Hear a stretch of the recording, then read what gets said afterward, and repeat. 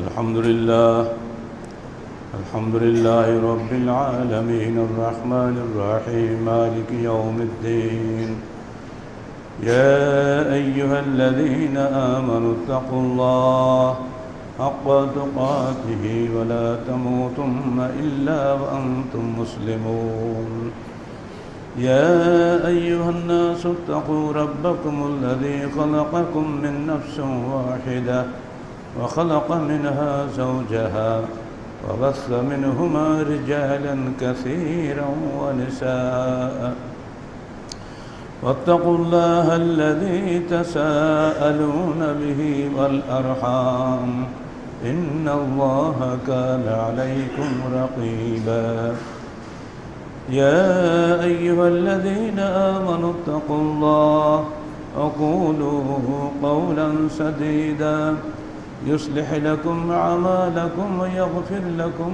ذنوبكم ومن يطع الله ورسوله فقد فاز فوزا عظيما أما بعد فإن خير الحديث كتاب الله وخير الهدي هدي محمد صلى الله عليه وسلم وخير الأمور عوازمها وشر الأمور محدثاتها وكل محدثة بدعة وكل بدعة ضلالة وكل ضلالة في النار فقد قال الله تعالى في الكلام المجيد فأعوذ بالله السميع العليم من الشيطان الرجيم بسم الله الرحمن الرحيم وإلى مدين أخاهم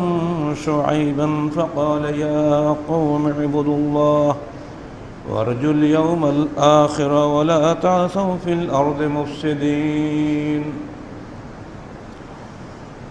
فكذبوه فأخذتهم الرجفة فأصبحوا في دارهم جاثمين وعادا وثمودا وقد تبين لكم من مساكنهم وزين لهم الشيطان أعمالهم فصدهم عن السبيل وكانوا مستبصرين সূরা আনকাবুত 36 থেকে 38 আয়াত। যাবতীয় হামদ ও সালাহ, যাবতীয় প্রশংসা ও আরাধনা মহান আল্লাহ পাকের জন্য, যিনি আমাদেরকে আমাদের প্রতিবেশী রাষ্ট্রের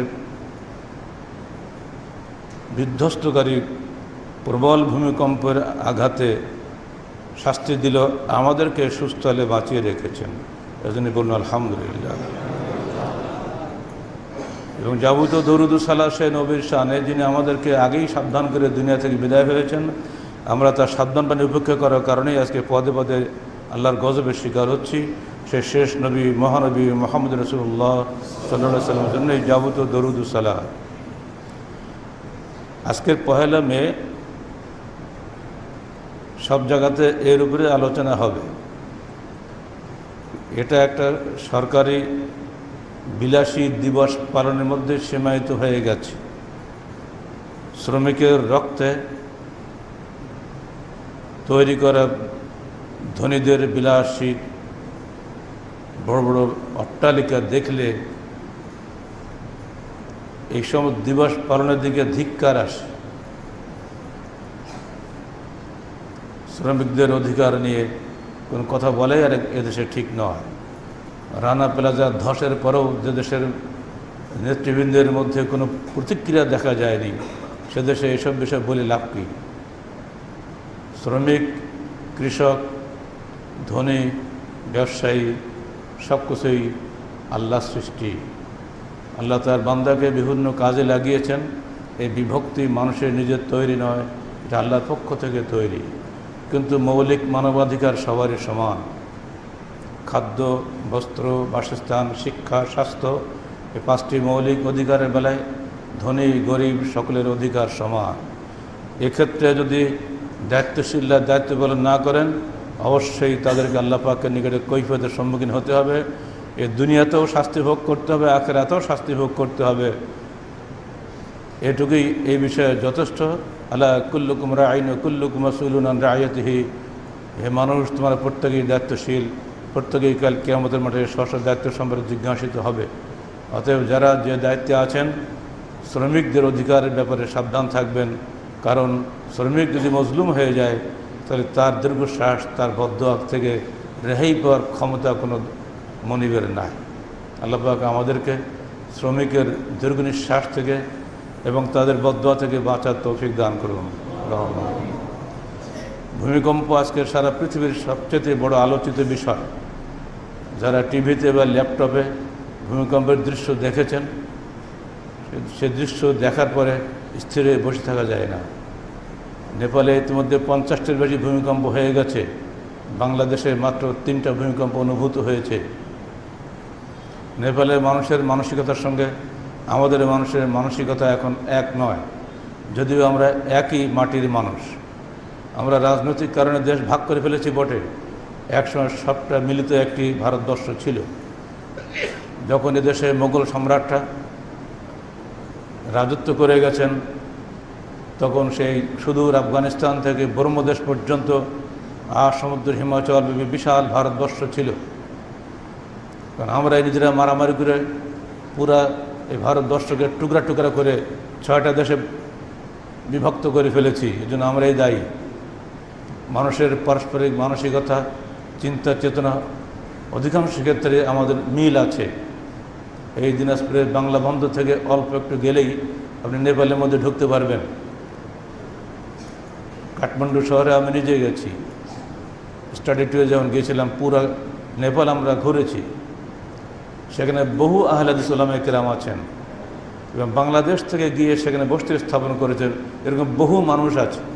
চাঁপাইনবাবগঞ্জের রহনপুর থেকে সরাসরি অল্প দূরে গেলেই নেপালের ঝাপ্পা এলাকা পাওয়া যাবে, সবই বাংলাদেশি, ওই চাঁপাইনবাবগঞ্জেরই লোক তারা সব। অতএব দেশ বিভক্ত হয়েছে বলে তারা আসলে বিভক্ত নয়, তারা আমাদেরই ভাই।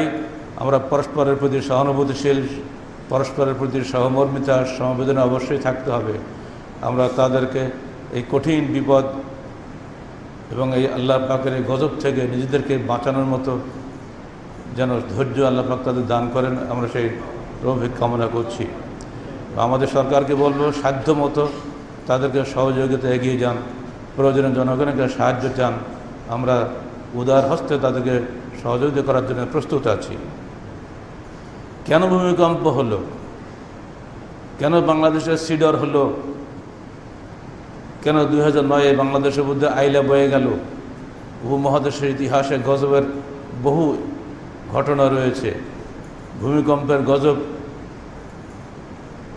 বহুদিন ধরে আসছে, টুকটাক টুকটাক ধাক্কা দিয়ে দিয়ে। কিন্তু এবারে যেটা হয়ে গেল, এটা 80 বছরের মধ্যে এত বড় ভূমিকম্প হয় নাই। এটা হলো আমাদের পত্রপত্রিকার লেখকদের বক্তব্য। কাঠমান্ডুতে যে ভূমিকম্প হয়েছে তার রিক্টার স্কেলে যদিও 7.9 বলা হচ্ছে, কিন্তু আসলে তা নয়, ওটা 8-এর উপরে, 8 থেকে 9-এর মধ্যে। অনেক দূরে আমরা আছি বিধায় আমাদের এখানে রাজশাহীতে হয়েছে ওটা 4 থেকে 5, ঢাকায় হয়েছে 3 থেকে 4। কারণ যেখানে ভূমিকম্পের উৎপত্তিস্থল সেখানে সবচেয়ে বেশি ধাক্কাটা লাগে, আর যত দূর হয় তত ধাক্কা কম হয়।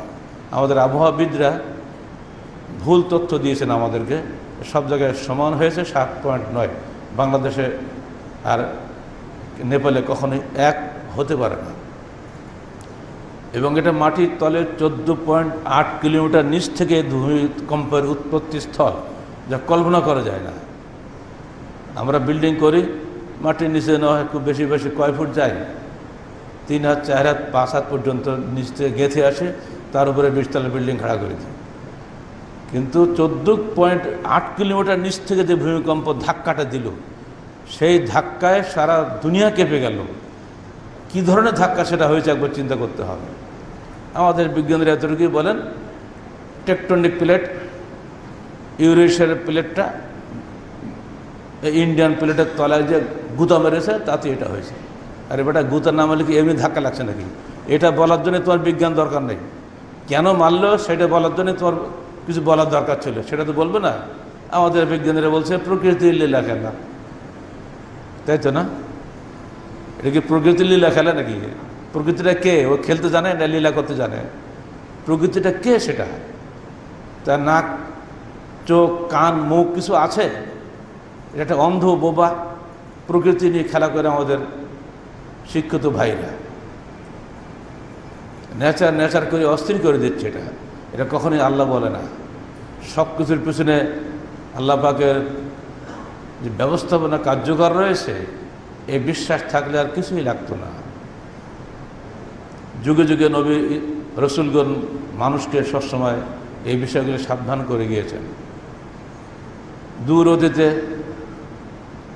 মাদিয়ানে ভূমিকম্প হয়েছিল নবী শুআয়ব আলাইহিস সালামের জমানায়। পবিত্র কোরআনে আল্লাহ পাক সেই ঘটনা বর্ণনা করেছেন, যেটা আজকে আপনাদের সামনে বললাম সূরা আনকাবুত 36, 37, 38 আয়াতে। আল্লাহ পাক বলছেন, দেখো, পয়লা মাদিয়ানা আখাহুম শুআয়ব, মাদিয়ানবাসীদের কাছে আমরা তাদের ভাই শুআয়বকে নবী হিসেবে পাঠিয়েছিলাম। তিনি তাদেরকে বললেন, উবুদুল্লাহ, তোমরা আল্লাহর ইবাদত করো, অরজুল ইয়াউমাল আখিরা, এবং আখিরাতের জবাবদিহিতার বিষয়টিকে সবসময় সামনে রাখো, মনে রাখো, কামনা করো আখিরাতে মুক্তির জন্য। দুনিয়ায় তোমার জন্য সব নয়। ওয়ালা তাহসাউ ফিল আরদি মুফসিদিন, পৃথিবীতে বিশৃঙ্খলা সৃষ্টি করো না। তিনটা কথা এসছে, শিরক ছেড়ে তৌহিদ গ্রহণ করো। প্রকৃতির লীলা খেলা নয়, এটা আল্লাহর বিধানে দুনিয়া চলে। এই পৃথিবী তিনি সৃষ্টি করেছেন, তোমরা করনি। অন্য কোনো সত্তা নাই এর পিছনে, এটা আগে বিশ্বাস করো। 2 নম্বর, আখিরাতে তোমার কাছে কৈফিয়ত চাওয়া হবে, আল্লাহর কাছে তোমাকে ফিরে যেতে হবে। যেখান থেকে তুমি দুনিয়া এসেছিলে সেখানেই তোমাকে যেতে হবে। মিনহা খালাকনাকুম ওয়া ফিহা নুঈদুকুম ওয়া মিনহা নুখরিজুকুম তারাতান উখরা। এই মাটি থেকে তোমাদেরকে আমরা সৃষ্টি করেছি, এই মাটিতেই তোমাদেরকে আমি ফিরিয়ে নেব, এই মাটি থেকেই তোমাদেরকে আমি উঠাবো। এই বিধান মেনে নিতে হবে, অমান্য করলে শেষ হয়ে যাবে তোমরা, আল্লাহর কোনো ক্ষতি হবে না। অতএব মেনে চলো। ওয়ালা তা'সাউ ফিল আরদি মুফসিদিন। 3 নম্বর, আল্লাহর এই সুন্দর পৃথিবীকে তোমরা বিশৃঙ্খলার এবং শয়তানিতে ধ্বংস করে দেওয়ার চেষ্টা করো না। এই 3টা আদেশ একটা তারা মানে না। ফাকাযযাবুহু, রসুলের এই দাওয়াত তারা মিথ্যা প্রতিপন্ন করলো। ফাআখাযাতহুমুর রাজফা, বলে ভূমিকম্প তাদেরকে গ্রাস করলো। ফাসবাহু ফি দারিহিম জাসিমিন, অতঃপর তারা স্ব গৃহে বুড়ে পড়ি মরে থাকে। এমনি করে আল্লাহ আরও উদাহরণ দিচ্ছেন এর সাথে, ওয়া আদান ওয়া সামুদ ওয়া কাদ তাবায়্যানা লাকুম মিন মাসাকিনিহিম ওয়া যায়্যানা লাহুমুশ শাইতানু আমালাহুম ফাসাদ্দাহুম আনিস সাবিল ওয়া কানু মুস্তাবসিরিন। এ মানুষ, আরও পেছন দিকে যাও। শুআয়বের আগে এসেছিলেন আদ, এসেছিলেন সামুদ। তারা তাদের কওমকে একইভাবে সাবধান করেছিলেন, তারা শোনেনি। আদের কওম ছিল পৃথিবীর সবচেয়ে শক্তিশালী জাতি। তারা অহংকার করে বলেছিল, মান আশাদ্দু মিন্না কুওয়াতান, পৃথিবীতে আমাদের তুলনীয় ক্ষমতাশালী আর কারা আছে? তারা বড় বড় বিল্ডিং তৈরি করত, মাসানে টাওয়ার তৈরি করত পাহাড়ের গা কেটে কেটে, আর ভাবত যুগ যুগ ধরে তারা সেখানে বসবাস করবে। আসলে তা তো তারা বসবাস করতে পারেনি, মরতে তাদের হয়েছেই। অথচ ওই বিল্ডিংগুলি এখনও আছে। আল্লাহ বলছেন, কাদ তাবায়্যানা লাকুম মিন মাসাকিনিহিম, ওদের সে বাসগৃহগুলি তোমাদের সামনে স্পষ্ট এখনও আছে। এ দেখেই তো তোমরা বুঝতে পারছো যে তারা এখানে ছিল। ওয়া যায়্যানা লাহুমুশ শাইতানু আমালাহুম, কিন্তু তারা যে সমস্ত অপকর্মগুলো করত, শয়তান তার পিছনে সুন্দর সুন্দর যুক্তি জুগিয়ে দিত। ফাসাদ্দাহুম আনিস সাবিল, এবং তাদেরকে আল্লাহর পথ থেকে বিরত রাখত। ওয়া কানু মুস্তাবসিরিন, অথচ তারা ছিল সবাই বিচক্ষণ মানুষ, জ্ঞানী মানুষ।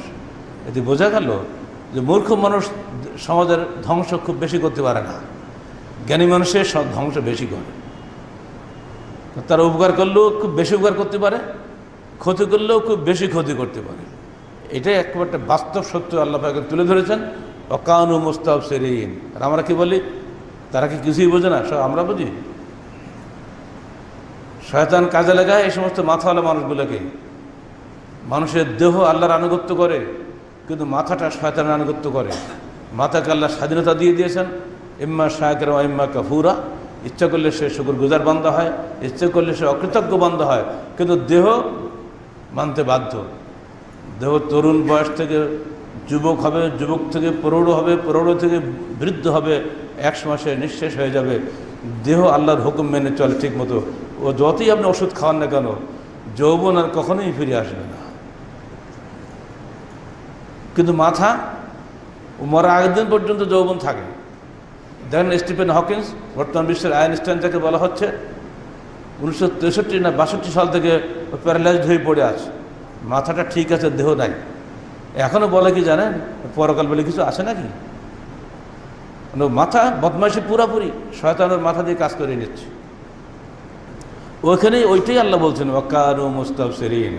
এইসব শিরক ও কুফরের শিখণ্ডীদের যথেষ্ট জ্ঞান ও বিচক্ষণতা ছিল, কিন্তু তাদের এই বিচক্ষণতা, তাদের জ্ঞানকে ফাসাদ্দ মানে সাবিল, আল্লাহর পথ থেকে শয়তান সুন্দর সুন্দর যুক্তি দিয়ে ফিরিয়ে নিয়ে গেছিল। আর এই কারণেই সবসময় আল্লাহর কাছে দোয়া করতে হয়, আল্লাহ তুমি আমাদেরকে সঠিক পথে পরিচালিত করো। সূরা ফাতিহা যখনই আমরা পড়ি, ইহদিনাস সিরাতাল মুস্তাকিম আমরা পড়ি, তাই না? ফরজে পড়ি, নফলে পড়ি, সুন্নতে পড়ি। কারণ কি? মানুষ যে কোনো সময় শয়তানের খপ্পরে পড়ে যাবে, আর শয়তানের খপ্পর থেকে বাঁচার জন্য আল্লাহর তৌফিক চাইতে হয়, এছাড়া বাঁচার কোনো উপায় নেই। এই তিনটা আয়াতের মধ্যে আমরা মৌলিকভাবে কতগুলো বিষয় পেলাম। এই যে প্রথম, তারা আল্লাহর দাসত্ব থেকে মুখ ফিরিয়ে শয়তানের দাসত্ব শুরু করেছিল, যাকে আমরা বলি শিরক। 2 নম্বর, তারা আখিরাতে যে আল্লাহকে জবাবদিহিতার সম্মুখীন হতে হবে এটা তারা বিশ্বাস করত না। আর 3 নম্বর, তারা পৃথিবীর সুন্দর জমিনটাকে বিশৃঙ্খলা ভরে দিয়েছিল। এই মৌলিক 3টি কারণে ফাআখাযাতহুমুর রাজফা, তাদের উপরে ভূমিকম্প এসেছিল। এবার আপনারা চিন্তা করুন আমাদের বিষয়টা। এই 3টা কারণের প্রায় সবগুলি আমাদের মধ্যে আছে। আমরা মুখে বললে মুসলমান, আসলে কি আল্লাহর ভাষায় বলাই বোধহয় ভালো। সূরা ইউসুফ 107 নম্বর আয়াতে, ওমা ইউমিনু আকসারুহুম বিল্লাহি ইল্লা ওয়া হুম মুশরিকুন। অধিকাংশই মুমিন বটে, কিন্তু ওরা শিরকও করে। তা আল্লাহই বলে দিয়েছে অ্যাডভান্স, ওরা তো মুমিন মুখে মুখে বলে, আসলে ভেতরে ভেতরে শিরকের কারবার টের পাচ্ছে। তো ঘর থেকে বের হয় বিসমিল্লাহ বলে, হোঁচট লাগলে বলে ওহ বাবা নাখোশ হয়েছে, ফিরে আসে বাবার কাছে। তো কী হলো? ওই বিসমিল্লাহ করে লাভ হলো?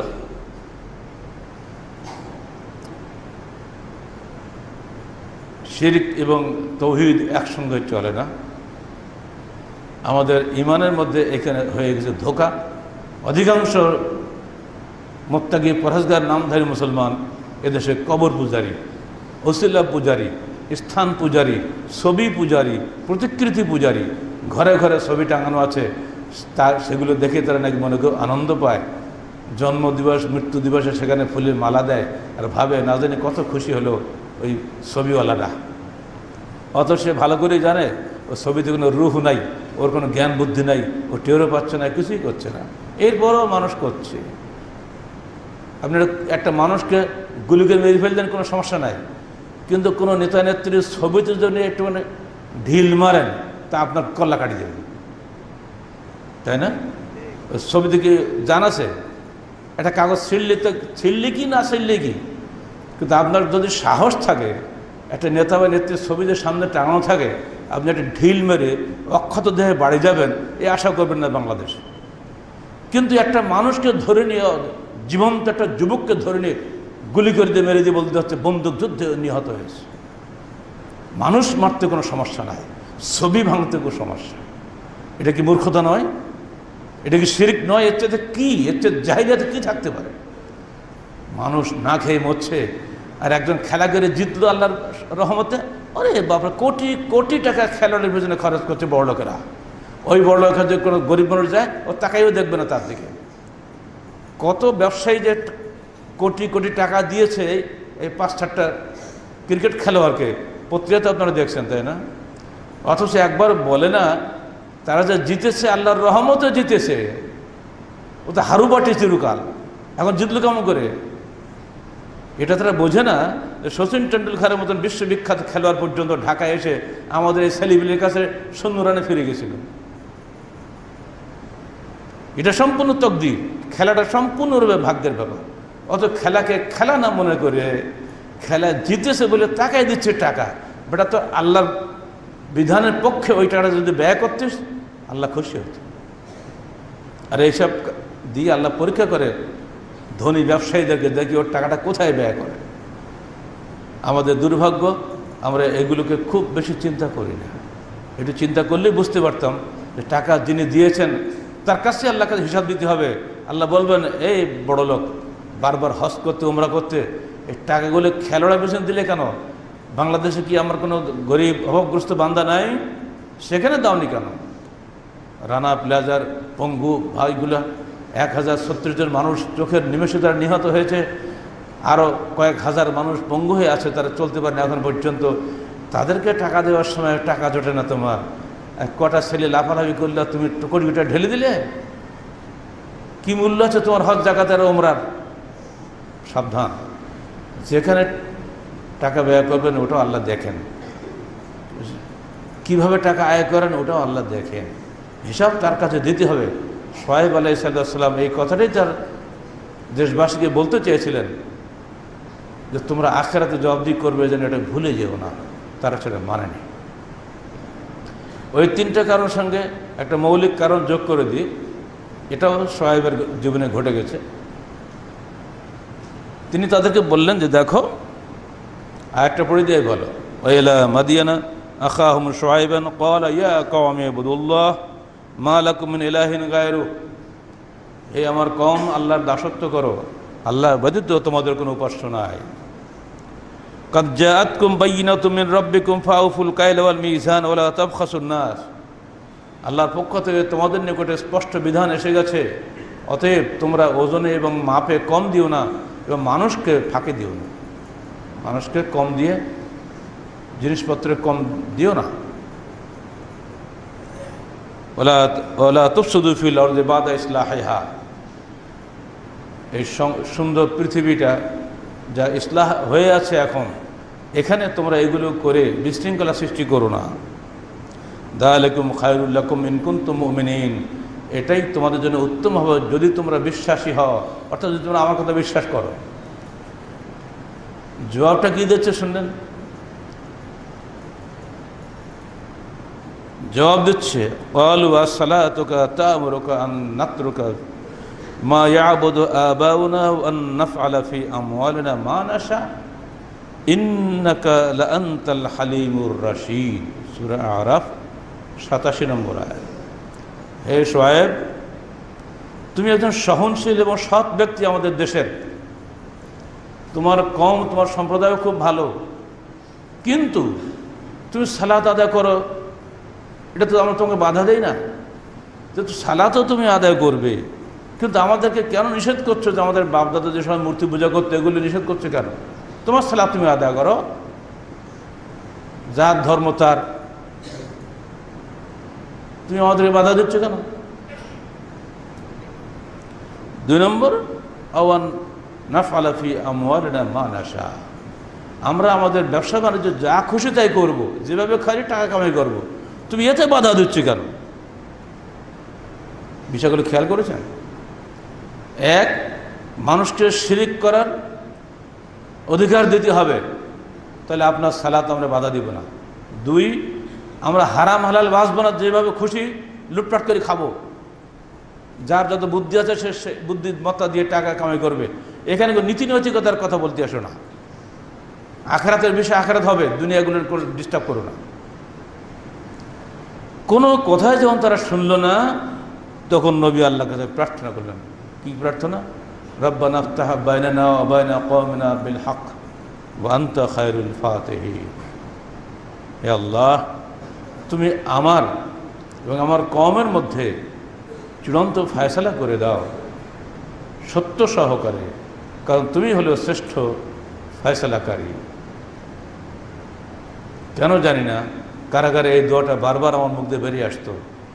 যে কওম মিথ্যা অপবাদ দিয়ে আমাদেরকে কারা নির্যাতন ভোগ করাচ্ছে, আল্লাহ তুমি উত্তম ফয়সালাকারী, তুমি তাদের ফয়সালা করো।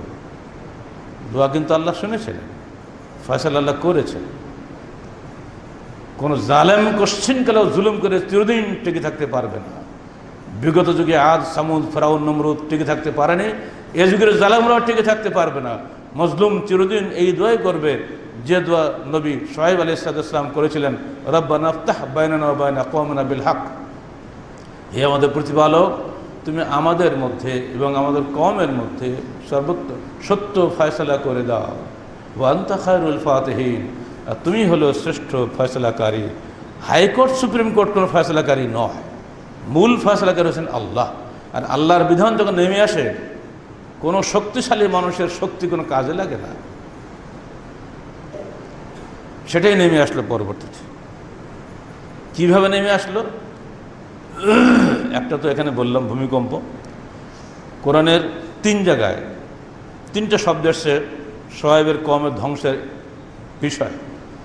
একটা হচ্ছে জুল্লাহ, একটা ছায়া, একটা হচ্ছে রাজফা, ভূমিকম্প, আর একটা হচ্ছে সাইহা, বজ্র নিনাদ। আব্দুল্লাহ ইবনে আমর রাদিয়াল্লাহু আনহু বলছেন, এই 3টাই এসেছিল তার কওমের উপরে। প্রথমে 7 দিন এমন তীব্র গরম পড়েছিল যে মানুষ ছটফট করে একবারে শেষকালে মাটির তলায় চলে গেল, ভাবছে ওখানে ঠান্ডা হবে, কিন্তু না, সেখানেও আগুন, থাকতে পারে না গরমের চোটে। বেরিয়ে আসলো যার যার মতো, কোথায় যাবে? হঠাৎ আল্লাহ পাঠিয়ে দিলেন জুল্লাহ, মেঘমালা, মেঘের, কালো মেঘের নিচ দিয়ে সুশীতল বাতাস চালু করে দিলেন। এই গরমে কাতর মানুষগুলো দৌড়ে চলল সেখানে ঠান্ডা বাতাস খাওয়ার জন্য। নারী পুরুষ সবাই ঘর ছেড়ে সব চলে গেল ওই মেঘের ছায়ার নিচে। হঠাৎ করে চলে এলো সেখানে ভূমিকম্প। এক ভূমিকম্পেই সব শেষ। একটু আগে আয়াতটা পড়লেন, ওখানে হুড়মুড়ি সব পড়ে গেল। এরপরে চলে আসলো উপর থেকে বজ্র নিনাদ। এমন বজ্রপাত হওয়া শুরু হলো, নিশ্চিহ্ন হয়ে গেল, সব পুড়ে সারখার হয়ে গেল। মনে হয়নি যে এখানে কোনো মানুষ ইতিপূর্বে ছিল। এমনি করে কোনো লোক, লস্কর, সিপাহী ছাড়াই সমস্ত কাফের, মুশরিক, বদমাশগুলোকে যার যার ঘর থেকে বের করে নিয়ে এক জায়গায় জমা করে একসঙ্গে সবগুলিকে আল্লাহ ধ্বংস করে দিলেন। এটা হল মদিয়ানের কওম। বলুন ইন্না লিল্লাহি ওয়া ইন্না ইলাইহি রাজিউন। আল্লাহকে সে ক্ষমতা আজকে ফুরিয়ে গেছে মনে করছেন নাকি?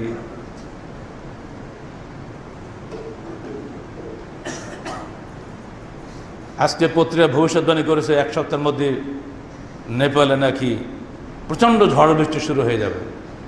আমার ভয় হচ্ছে শুআয়বের কওমের মতোই পুরোপুরি নেপালটাকে ধ্বংস হয়ে যায় কিনা সন্দেহ হচ্ছে আমার এখন। কারণ পৃথিবীর একমাত্র ঘোষিত হিন্দু রাষ্ট্র হলো নেপাল। কোনো হিন্দু যদি মুসলমান হয় তা জেল কাটতে হয়, হবে না, আইনত নিষিদ্ধ। হিন্দুকে সারা জীবন হিন্দুই থাকতে হয়। এটা ইসলামের বিধান নয়। মানুষ তার স্বাধীন মতো ধর্ম বেছে নেবে, এটাতে কোনো রাষ্ট্রের ক্ষমতা নেই বাধা দেওয়া, তাই না? কিন্তু না, এই আইন তারা মানে না। যাই হোক, সেগুলো বেশি বলতে চাচ্ছি না। মূল বক্তব্য হচ্ছে এখানে যে শিরকের আড্ডাখানায় কখনো রহমত নাজিল হয় না। বারবার মানুষকে উপদেশ দিয়েও যখন শোনে না, তো তাদের উপরে গজব নাজিল হয়। এখানে আর একটা বিষয় রয়েছে, বাদা ইসলাহিহা। আল্লাহ পাক নিজে সুন্দর করে জমিনটা তৈরি করেছেন, তোমরা সেখানে বিশৃঙ্খলা সৃষ্টি করো না। আল্লাহ বলেছেন না? আমরা করছি কি? বিশৃঙ্খলা সৃষ্টি করছি। কিভাবে? যেগুলো জ্ঞানীরা করে আপনারা করেন না। আপনারা হারিকেন জ্বালাতেন একদিন, যেমন হারিকেন জ্বালা বাদ দিয়েছেন, ইলেকট্রিক জ্বালান। কিন্তু এই বিদ্যুৎ আনতে যে কত জ্বালানি খরচ করতে হয় সেটা আমরা টের পাই না, বুঝতেও পারি না। ফলে সারা পৃথিবী এখন উষ্ণায়নের পাল্লা পড়ে গেছে, যাকে ইংরেজিতে গ্রিন হাউস ইফেক্ট বলা হয়। 2007 সালের 12 ডিসেম্বরের পত্রিকায় জেলখানায় বসে যেটা পড়ে রিপোর্ট লিখছিলাম আমি নেপাল সম্পর্কে, ওইটা খালি আপনাদের শুনিয়ে দিই। সেখানকার বৈজ্ঞানিক রিপোর্টার বলছেন যে এখন যেগুলো হচ্ছে মনুষ্য সৃষ্ট গজব। কেমন? বৈশ্বিক উষ্ণতায় বিশ্বের রিজার্ভ বরফ গলে যাচ্ছে। দার্জিলিংয়ের চেরাপুঞ্জ পৃথিবীর সবচাইতে বৃষ্টিবহুল এলাকা ছিল, তাই না? এখন সেটা শুকিয়ে যাচ্ছে, 1 নম্বর থেকে 3 নম্বরে নেমে আসছে। নেপালের ইমজা হ্রদ, যেখানে 60-এর দশকে পানি পাওয়া যেত না, ছোট্ট একটা রেখা মনে হইতো জলাশয়ের মতো, এখন সেখানে হিমালয়ের বরফ গলে পানি পড়তে পড়তে 1 কিলোমিটার ব্যাপী বড় হ্রদে পরিণত হয়েছে, যেখানে ওই সময়ে 29 লক্ষ টন পানি মজুদ হয়ে গেছিল। এরপরে তিনি বলছেন, এই গ্রীষ্ম, এই উষ্ণায়ন ক্রমেই বাড়ছে। পুরা দক্ষিণ এশিয়া হিমালয়ের কন্যা, ঘনবসতিপূর্ণ এলাকা। হিমালয় পর্বতকাল্লা সৃষ্টি করেছেন পুরা দক্ষিণ এশিয়াকে সঠিকভাবে প্রতিপালনের জন্য। ওখানকার বরফ গলে যে পানি আসে, সেখান থেকে গঙ্গা নদী, ব্রহ্মপুত্র নদীর সৃষ্টি। এই পানি না থাকলে ভারত, পাকিস্তান, বাংলাদেশ, শ্রীলঙ্কা কোনোটাই বাঁচবে না।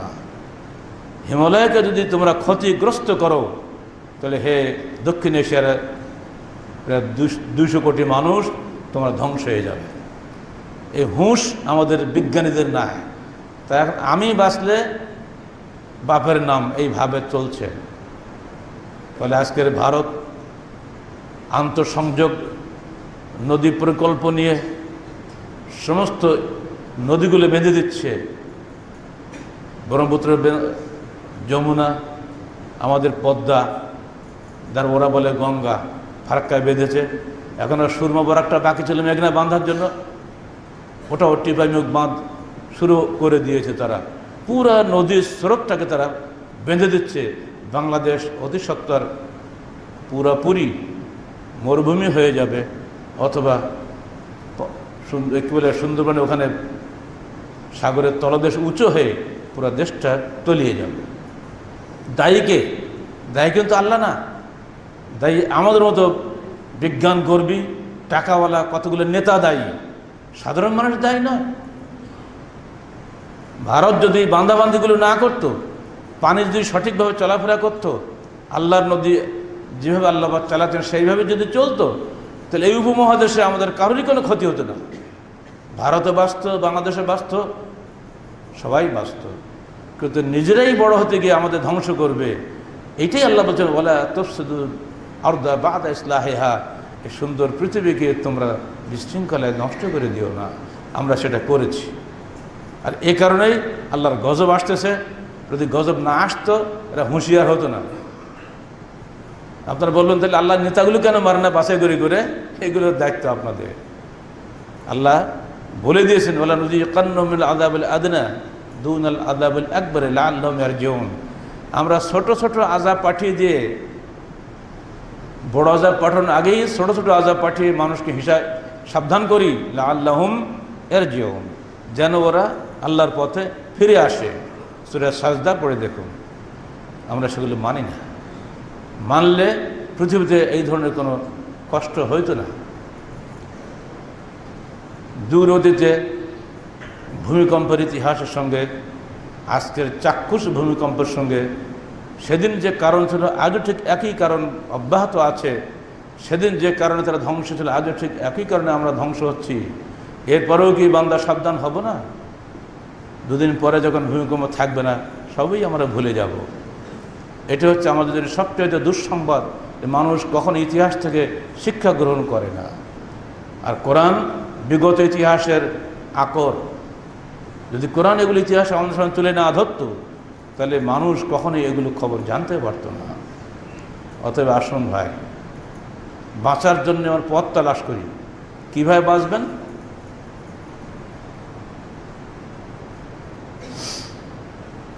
আমার রসুল সে ব্যবস্থা আপনাদের বলে গেছে।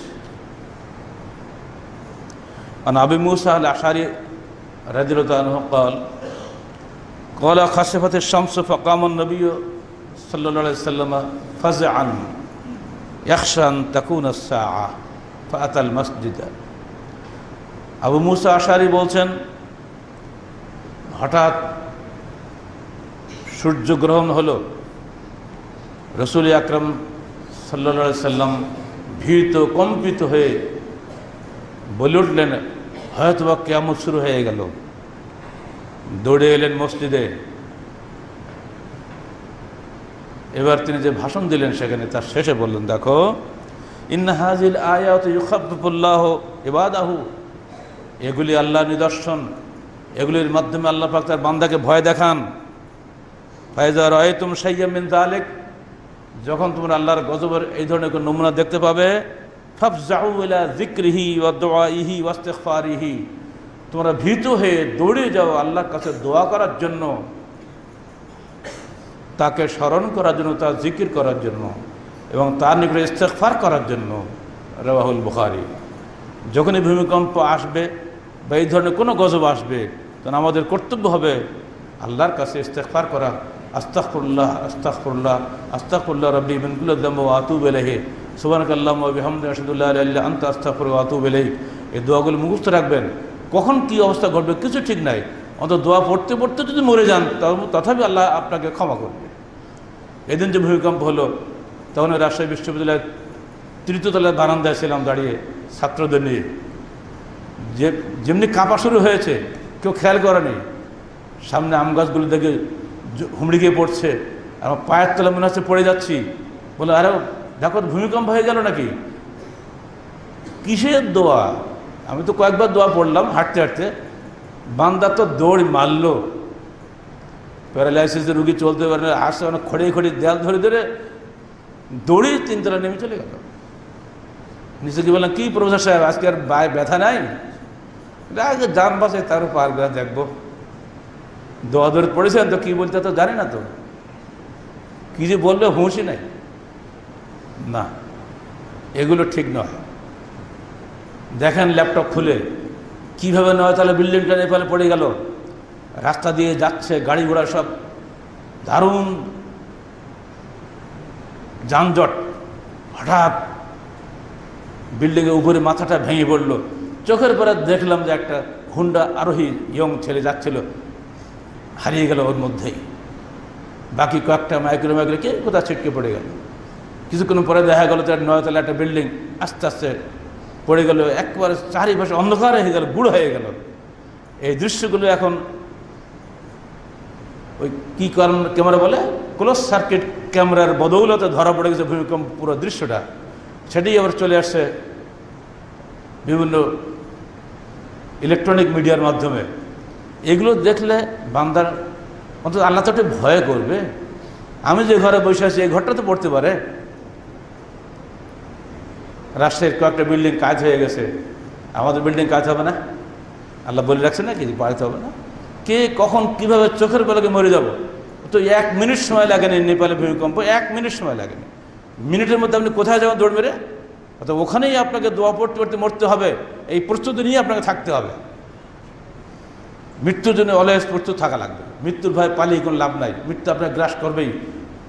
ওয়ালাউ কুনতুম ফি বুরুজিন মুশাইয়াদা, তোমরা সর্বোচ্চ কঠিন দুর্গের মধ্যে যদি বসবাস করো, মৃত্যু তোমাকে গ্রাস করবেই।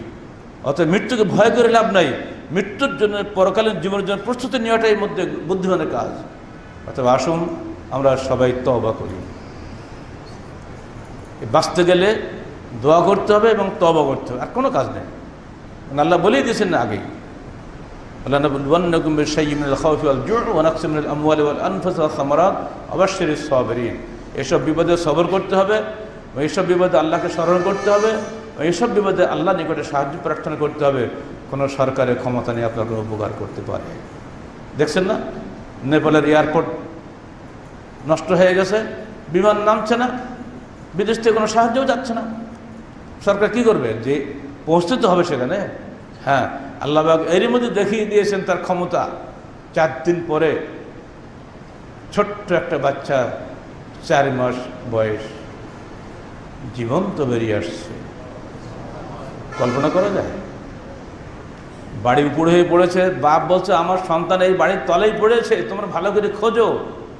উদ্ধারকারীরা বলছে আমরা সাধ্যমতো খুঁজলাম, পেলাম না, আর কি করব? হঠাৎ বাচ্চা কেঁদে উঠেছে। বাপ বলছে ওটাই তোমার বাচ্চার কান্না, ওই কান্না তো আমি চিনি, আবার খোঁজো, আবার চেষ্টা করবো। অবশ্যই পাওয়া গেলে এখন তরতাজা। হাসপাতাল নিয়ে গেল, ডাক্তার বলছে কিছুই হয়নি। সুবহানাল্লাহ, আল্লাহ দেখিয়ে দিলেন আমি হলাম সকল ক্ষমতার উৎস, জনগণ কোনো ক্ষমতার উৎস নয়। কিসের জনগণ? কি ক্ষমতা তোমার আছে? বেহায়া সরকারগুলো, লজ্জা শরম নাই, এগুলো বারবার বলে শিরকি কালাম উচ্চারণ করে আর বলে কি দুর্যোগ মোকাবেলা করবো আমরা। পেটা তোর কোনো ক্ষমতা আছে? তোর পেটে একবার পাতলা পায়খানা হলে 3 বার শুয়ে থাকলে হাসপাতাল গিয়ে, একটু হাসি লাগলে চলে যাও সিঙ্গাপুরে মনবে হাসপাতালে, আর তুমি বেটা বলো দুর্যোগ মোকাবেলা করবে? গজব যে এখন আসেনি ঢাকাতে, এটি আল্লাহর রহমত বলতে হবে। ধ্বংস হয়ে যাওয়ার আগে সাবধান হও, হে জাতি, আল্লাহকে ভয় করো, আল্লাহর বিধান মেনে চলো। আল্লাহর সঙ্গে পাল্লা করে তুমি টিকতে পারবে না কোশ্চিন কালো। আল্লাহর বিধানের বাইরে গেলেই সেখানে অ্যাক্সিডেন্ট হতেই হবে। স্বভাবজাত কিছু বিধান আছে, এই স্বভাবজাত বিধান আল্লাহ তৈরি করা, যেমন নারী পুরুষের পারস্পরিক লজ্জাশীলতা, এটা স্বভাবজাত বিধান নয়। আমাদের একজন বৃদ্ধ জাতীয় অধ্যাপক চিৎকার দিয়ে বলছে, আমার 25 বছরের আমার ছোট্ট মেয়েটি আমার সঙ্গে যাচ্ছে, আর ধানমন্ডি খেলার মাঠে তাকিয়ে বলছে, আব্বা শুধু যুবকরাই খেলাধুলা করে, মেয়েরা কি খেলতে পারে না? উনি দুঃখ করছেন, আমার বাচ্চার এই জবাব আমি আজও দিতে পারিনি। 25 বছরের কোন যুবতী মেয়ে নাকি তাকে বলেছিল, এসব বানোয়ার সব বলেছিল, দেখুন আপনাদের পুরুষেরই সমাজ এটা, প্রচণ্ড গরমে রাত্রি 11টার সময় আপনি ঘর থেকে বেরিয়ে যখন বাইরে যাবেন, কারেন্ট নেই যেহেতু, আপনি একটা স্যান্ডোগেঞ্জি গায়ে দিয়েও বাইরে যেতে পারেন, কিন্তু আমি 25 বছরের যুবতী নারী, আমি ঘরের বাইরে যেতে পারি না। বাংলাদেশে কি যাওয়ার জো আছে? আমি যেতে চাই কিন্তু পারি না, যাওয়ার কি জো আসে? মানে ধার্মিকদেরকে টিটকারি দিচ্ছে, ধার্মিকদের অত্যাচারে আমরা বাইরে যেতে পারি না। এবারে সম্পাদকে লিখে জবাব দিয়েছে, আচ্ছা মতো বেটা, তোমার যে বয়স আমার বয়স তাই, তুমি বৃদ্ধ অধ্যাপক আমি বৃদ্ধ অধ্যাপক, কী লিখছো তুমি বেটা? বলে দিয়েছি তুমি জিজ্ঞেস করো, তুমি ঠিক অনুরূপভাবে বাড়িতে চলে গিয়ে জবাব পাবে। যদি তোমার ঘরে 25 বছরের যুবতী মেয়ে থাকে, এখন মে মাস, প্রচণ্ড গরমের দিন, কারেন্ট তো প্রায় থাকে না, রাত্রেবেলা তুমি তোমার মেয়েকে বলো, মা চলো তো একটা স্যান্ডো গেঞ্জি একটা হাফ প্যান্ট পরে আমি আর তুমি একটা রাস্তায় ঘুরে আসি, নিঃসন্দেহে তোমার মেয়ে বলবে আমি যেতে পারবো না। ওই যুবক ভাই, যুবক বোনটি যদি বলা হয় তোমরা যাও ধানমন্ডি খেলা করো, নিঃসন্দেহে মেয়েটি বলবে আমি এই অবস্থায় হাফ প্যান্ট পরিয়ে স্যান্ডোগঞ্জি গায়ে দিয়ে খেলা করতে যাব, আমি তো পারবো না। তোমার কোনো আইন লাগবে না, মেয়েই বলবে আমি যাব না। কারণ এটা আল্লাহ পাকের স্বভাব, যত বিধান আল্লাহ করে দিয়েছেন, নারীর মধ্যে লজ্জাশীলতা আল্লাহ পাক নিজেই সৃষ্টি করে দিয়েছেন। এই বিধান ভাঙার যখন চেষ্টা যদি কোনো সরকার করে, ওই সরকার ধ্বংস হয়ে যাবে, ওই দেশে আল্লাহ গজব নেমে আসবে। কথা বুঝছেন?